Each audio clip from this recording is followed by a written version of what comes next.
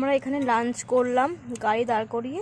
Lunch করা আমাদের complete. আমরা এখন স্নান করলাম, করা কমপ্লিট। আমরা এখন যাবো আর কিছু স্পট ঘোরার আছে, সেগুলো ঘুরে তারপরে রাত্রে আমাদের ট্রেন, ব্যাস বাড়ি চলে যাবো।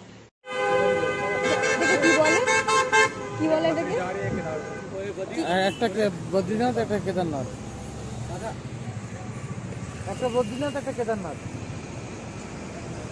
দুটো জায়গা থেকে মানে দুটো একটা ইয়ে থেকে দুটো জল যাচ্ছে বলো।